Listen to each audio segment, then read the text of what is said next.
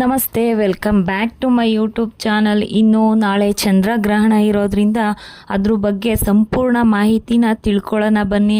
ಅದಕ್ಕೂ ಮುಂಚೆ ಯಾರೆಲ್ಲ ನನ್ನ ಚಾನಲ್ನ ಸಬ್ಸ್ಕ್ರೈಬ್ ಮಾಡದೆ ನೋಡ್ತಾ ಇದ್ದೀರೋ ದಯವಿಟ್ಟು ಚಾನಲ್ನ ಸಬ್ಸ್ಕ್ರೈಬ್ ಮಾಡ್ಕೊಳ್ಳಿ. ಹಾಗೆ ವಿಡಿಯೋ ಏನಾದರೂ ಇಷ್ಟ ಆದರೆ ವಿಡಿಯೋಗೊಂದು ಲೈಕ್ನ ಮಾಡಿ. ಇನ್ನು ಗ್ರಹಣದ ಬಗ್ಗೆ ತಿಳ್ಕೊಳ್ಳೋಣ. ಭಾದ್ರಪದ ಹುಣ್ಣಿಮೆಯ ದಿನ 2025 ಸೆಪ್ಟೆಂಬರ್ 7ರ ಎರಡನೇ ಹಾಗೂ ಕೊನೆಯ ಚಂದ್ರಗ್ರಹಣ ನಡೆಯುತ್ತಿದೆ. ಇನ್ನು ಆ ದಿನ ರಾತ್ರಿ ಚಂದ್ರಗ್ರಹಣ.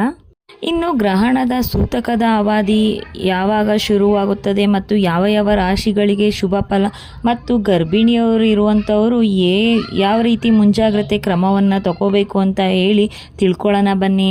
ಅಷ್ಟೇ ಅಲ್ಲದೆ ಕರ್ನಾಟಕದಲ್ಲಿ ಯಾವ ಸಮಯದಲ್ಲಿ ಚಂದ್ರಗ್ರಹಣ ಗೋಚರವಾಗುತ್ತೆ, ರಕ್ತಗಸ್ತ ಅಗ್ರಹಸ್ತ ಚಂದ್ರಗ್ರಹಣವು ಯಾವ ಸಮಯದಲ್ಲಿ ಗೋಚರಿಸುತ್ತದೆ, ಅದೇ ರೀತಿ ಎಲ್ಲೆಲ್ಲಿ ಗೋಚರಿಸುತ್ತದೆ, ಈ ಗ್ರಹಣವನ್ನು ಯಾವ ಯಾವ ಸ್ಥಳಗಳಲ್ಲಿ ಪ್ರತ್ಯಕ್ಷವಾಗಿ ನೋಡ್ಬೋದು ಅಂತ ಹೇಳಿ ಈ ವಿಡಿಯೋದಲ್ಲಿ ಪೂರ್ತಿಯಾಗಿ ತಿಳಿಸ್ಕೊಡ್ತೀನಿ. ಸೆಪ್ಟೆಂಬರ್ 7ರಂದು ಗೋಚರಿಸುವ ಚಂದ್ರಗ್ರಹಣವು ಏಷ್ಯಾ, ಆಫ್ರಿಕಾ, ಅಮೇರಿಕಾ ಮತ್ತು ಓಷಿಯಾನಿಯಾ ಸೇರಿದಂತೆ ಇನ್ನು ಕೆಲವು ಭಾಗಗಳಲ್ಲಿ ಈ ಚಂದ್ರಗ್ರಹಣ ಗೋಚರಿಸುವುದನ್ನು ನೋಡ್ಬೋದಾಗಿದೆ. ರಕ್ತಗಸ್ತ ಚಂದ್ರಗ್ರಹಣವು 82 ನಿಮಿಷಗಳ ಕಾಲ ಗೋಚರವಾಗಲಿದೆ.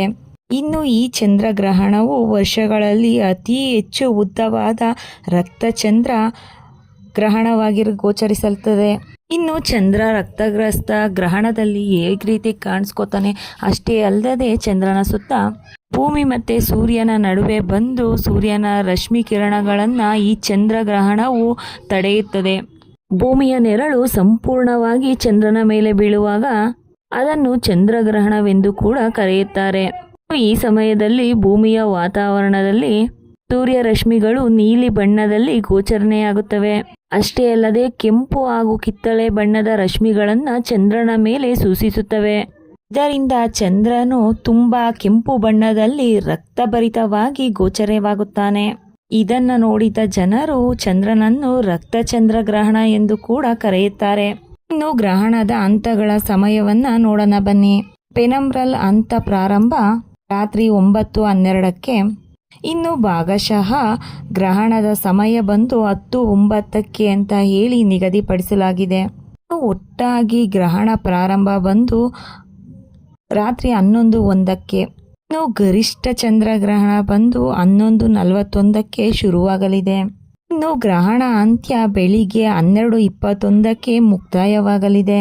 ಇನ್ನು ಭಾರತ ಮತ್ತು ಹಲವಾರು ದೇಶಗಳಲ್ಲಿ ಈ ಸಮಯದಲ್ಲಿ ಸ್ವಲ್ಪ ಏರುಪೇರು ಆಗಿ ಸಮಯದ ಮುಕ್ತಾಯವಾಗಿರ್ಬೋದು, ಪ್ರಾರಂಭವಾಗಿರ್ಬೋದು, ಸ್ವಲ್ಪ ವ್ಯತ್ಯಾಸ ಕಂಡು ಬರ್ಬೋದು. ಇನ್ನು ಚಂದ್ರಗ್ರಹಣವನ್ನು ಯಾವ ರೀತಿ ನೋಡ್ಬೋದು ಅಂತ ಅಂದರೆ, ಇದೇನು ಯಾವುದೇ ರೀತಿ ಸೂರ್ಯಗ್ರಹಣದ ರೀತಿ ಸ್ಪೆಕ್ಸಿಂದಾಗಲಿ ಯಾವುದೇ ಥರ ವಸ್ತುವಿನಿಂದಾಗಲಿ ಸೂರ್ಯಗ್ರಹಣನ ನೋಡ್ತೀವಲ್ವ, ಆ ರೀತಿ ಈ ಚಂದ್ರಗ್ರಹಣನ ನೋಡೋದೇನೆ ಡೈರೆಕ್ಟಾಗಿ ಕಣ್ಣಿಂದನೇ ಕೂಡ ಈ ಚಂದ್ರಗ್ರಹಣನ ನೋಡ್ಬೋದಾಗಿದೆ. ಇನ್ನು ಹೆಚ್ಚಿನದಾಗಿ ದೂರದರ್ಶಕಗಳನ್ನು ಯೂಸ್ ಮಾಡಿದರೆ ಚಂದ್ರನ ಮೇಲ್ಮೈನ ಭಾಗಗಳನ್ನು ಅತಿ ಸೂಕ್ಷ್ಮವಾಗಿ ಕೂಡ ವೀಕ್ಷಣೆನ ಮಾಡ್ಬೋದು. ಭಾರತದ 9 ಗಂಟೆಗಳ ಮೊದಲೇ ಸೂತಕದ ವಾತಾವರಣ ಸೃಷ್ಟಿಯಾಗುತ್ತದೆ. ಇನ್ನು ಈ ಸಮಯದಲ್ಲಿ ಜನ ಉಪವಾಸ, ಧ್ಯಾನ, ವ್ರತಗಳನ್ನು ಮಾಡೋದು ತುಂಬಾ ಹೆಚ್ಚು. ಇನ್ನು ಗ್ರಹಣ ಮುಕ್ತಾಯವಾದ ಮೇಲೆ ದೇವಾಲಯಗಳ ಬಾಗಿಲುಗಳನ್ನು ತೆರೆಯುತ್ತಾರೆ. ಅಷ್ಟೇ ಅಲ್ಲದೆ ದೇವಾಲಯದ ಸ್ವಚ್ಛತೆಯನ್ನು ಕೂಡ ಗ್ರಹಣದ ನಂತರವೇ ಶುಚಿಗೊಳಿಸುತ್ತಾರೆ. ಇನ್ನು ಅಷ್ಟೇ ಅಲ್ಲದೆ ಕೆಲವರು ಈ ದಿನದಂದು ಹಬ್ಬ ಆಗಿರಲಿ ಏನಾದರೂ ವಿಶೇಷವಾದ ಅಡಿಗೆಗಳನ್ನು ಮಾಡೋದನ್ನು ಕೂಡ ಆ ಸಮಯದಲ್ಲಿ ತಪ್ಪಿಸಿ ಗ್ರಹಣ ಮುಗಿದ ನಂತರ ಈ ಒಳ್ಳೆಯ ಸಮಯದಲ್ಲಿ ಅಡಿಗೆ ಆಗಿರ್ಬೋದು, ಹಬ್ಬನಾಗಿರ್ಬೋದು ಮುಂದುವರಿಸ್ತಾರೆ. ಇನ್ನು ವಿಜ್ಞಾನಿಗಳಿಗೆ ಯಾವ ರೀತಿ ಗ್ರಹಣದ ವಿಶೇಷತೆಗಳು ಅಂತ ಹೇಳಿ ತಿಳ್ಕೊಳ್ಳೋಣ ಬನ್ನಿ. ಗ್ರಹಣದ ಸಮಯದಲ್ಲಿ ಭೂಮಿಯ ವಾತಾವರಣದ ಬಗ್ಗೆ ವಿಜ್ಞಾನಿಗಳು ಕೆಲವೊಂದು ಮಾಹಿತಿಗಳನ್ನು ಸಂಗ್ರಹಿಸುತ್ತಾರೆ. ಧೂಳಿನ ಕಣಗಳು ಮತ್ತು ಮಾಲಿನ್ಯದ ಬಗ್ಗೆ ಈ ಸಮಯದಲ್ಲಿ ವಿಜ್ಞಾನಿಗಳು ಶೋಧನೆಯನ್ನು ಮಾಡಬಹುದಾಗಿರುತ್ತೆ.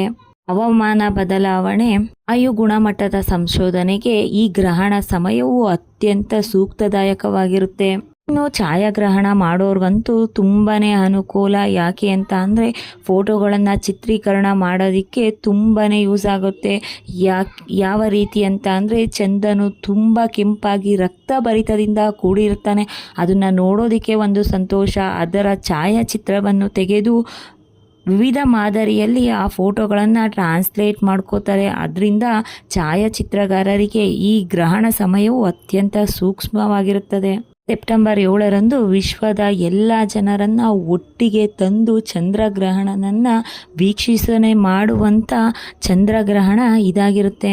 ಇನ್ನು ಜನರಾಗಿರ್ಬೋದು, ವಿಜ್ಞಾನಿಗಳಾಗಿರ್ಬೋದು, ಛಾಯಾಗ್ರಾಹಕರು ಎಲ್ಲರೂ ಕೂಡ ಒಂದೇ ಸಮಯದಲ್ಲಿ ಚಂದ್ರಗ್ರಹಣನ ವೀಕ್ಷಣೆ ಮಾಡೋಕ್ಕೆ ಇದೊಂದು ವರ್ಷದ ಮೊದಲ ಅಥವಾ ಕೊನೆಯ ಚಂದ್ರಗ್ರಹಣವಾಗಿ ಗೋಚರವಾಗುತ್ತೆ. ಅಷ್ಟೇ ಅಲ್ಲದೆ ಆಹಾರ ಪದಾರ್ಥಗಳಲ್ಲಿ ತುಳಸಿ, ದರ್ಬೆ ಇತ್ಯಾದಿಗಳನ್ನು ಇಡುವುದರಿಂದ ಯಾವುದೇ ದೋಷ ಕೂಡ ಬರುವುದಿಲ್ಲ. ಗ್ರಹಣ ಮುಗಿದ ಮೇಲೆ ಸ್ನಾನ ಮಾಡಿ ದೇವಸ್ಥಾನ ಆಗಿರಬಹುದು, ದೇವರ ಮನೆಯನ್ನು ಸ್ವಚ್ಛ ಮಾಡಿ ಪೂಜೆ ಮಾಡೋದ್ರಿಂದ ದೋಷಗಳು ಕೂಡ ಪರಿಹಾರವಾಗುತ್ತೆ. ಮೇಷರಾಶಿಯವರಿಗೆ ಈ ಚಂದ್ರಗ್ರಹಣವು ಅತ್ಯಂತ ಶುಭದಾಯಕವಾಗಿರುತ್ತೆ.